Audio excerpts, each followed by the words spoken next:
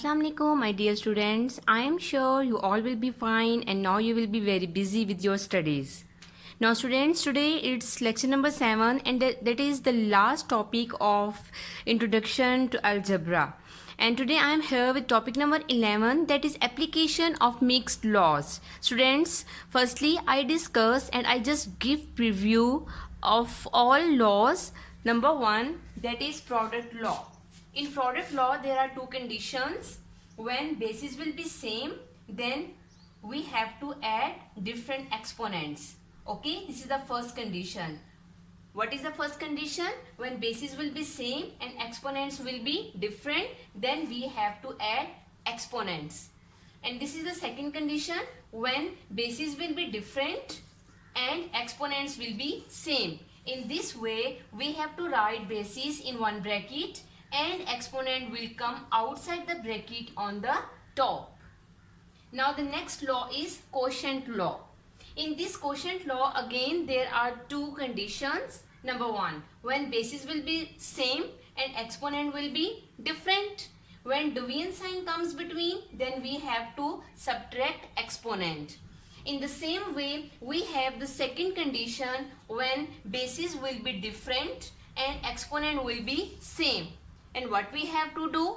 We will write bases in a fraction form in one bracket and exponent will come outside the bracket on the top. Right? Okay. Now student, that is the third law.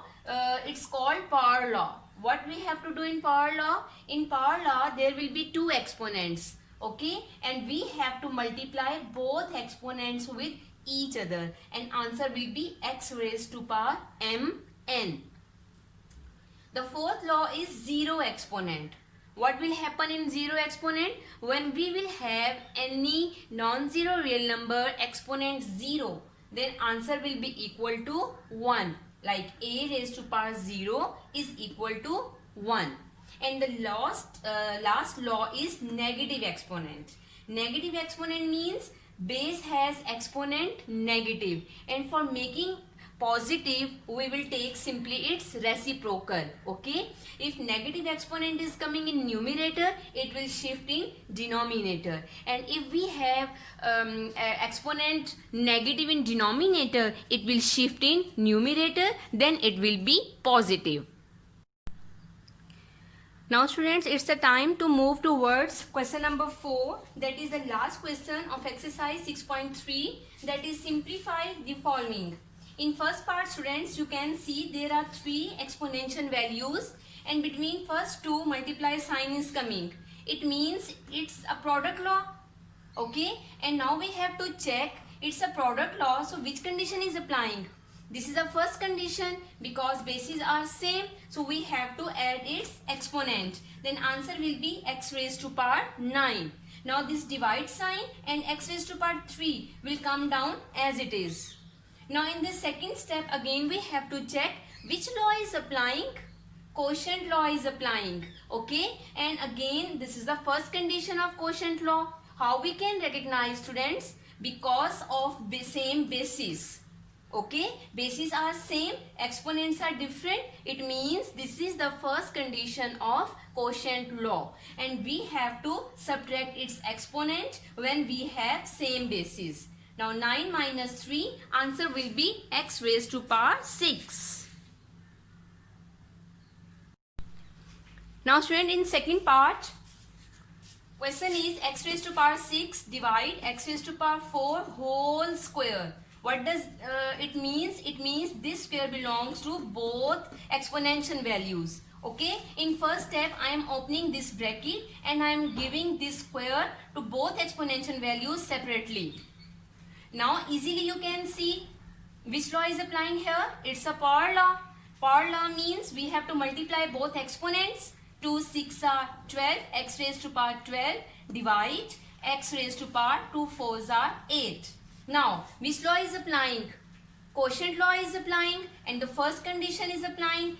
of quotient law, because bases are same and exponents are different, so we have to subtract its exponent. Then answer will be x raised to power 4. This is the second part of exercise 6.3, question number 4. For saving our time, students, I am solving these questions firstly, so that I can explain all questions easily. Okay students, in part number 3, xy whole exponent 4 divide 3xy whole exponent 3. Firstly, we have to open this whole bracket and we have to give this exponent to x and y separately. Divide in the same way. Firstly, we have to open this whole bracket and this 3 will go on the top on 3x and y in this way. Now this xy has coefficient 1, so this 1 and this 3 will become just like as a fraction form, 1 over 3 cube. Now we have to check the same basis and now we have to apply any law. This x and this x, both bases are same, division sign is coming between, it means it's a quotient law, and then we have to subtract its exponent. In the same way, y and y, both bases are same, my division sign is coming between, it means quotient law, and exponents will be subtracted. Now this 3 cube will be expanded in the form of 27. Okay, 3 cube means we have to multiply 3 times. Okay, 3 times mean 3 multiply 3 multiply 3. Answer will be 27. 1 is in the numerator, it will be as it is. Now when we will solve x and y exponents, then answer will be xy. In numerator 1 is coming. When we will multiply both variables with 1, then answer will be xy over 27. In the next part number 5, 2a cube whole exponent 5. Firstly, we have to open this whole bracket. Okay, this 5 means this 5 will go on the top of 2 and this 5 will be the part of a cube in this way. Okay, this denominator will be as it is, divide will come down as it is, and the next fraction will be as it is. Okay, students, we can't solve both numerators now with each other because both fractions are separate. Division sign is coming between two fractions. It means we have to change this division sign into multiply and the next fraction will be as reciprocal. Okay, now we will open these brackets. 2 raised to power 5 means we have to multiply 2 5 times. Okay, 5 times mean 2 multiply 2 multiply 2 multiply 2 and multiply 2. Answer will be 32. When we will multiply both exponents, because power law is applying here, 5 3s are 15, a raised to power 15. Okay, now students, if you observe, we are multiplying numerator with each other. 32 multiply 2, answer is 64. A raised to power 15 and this b square will be as it is. In denominator, this a has coefficient 1, so 3 1s are 3. This a has exponent 1 and this a has exponent 1. Bases are same. Multiply sign is coming, so we have to add its exponent. Then answer will be a square. And this b is alone, it will come down as it is. Okay. Now, after this, you can see students, this line means division sign. Okay. Now we have to apply quotient law. Bases are same. So exponents will be subtracted of a. 64 a raised to power 15 minus 2, and this b and this b, both bases are same. Division sign is coming between, so subtract its exponent. 2 minus 1. 3 is in denominator, so it will be as it is. When we will subtract exponents, then the final answer will be 64 a raised to power 13 b over 3. Students, already I have told you this is the last lecture of unit number 6. Till 6.3 your all work should be completed. Okay, students, it's the time of your evaluation. I am giving you a very short test of just marks 10.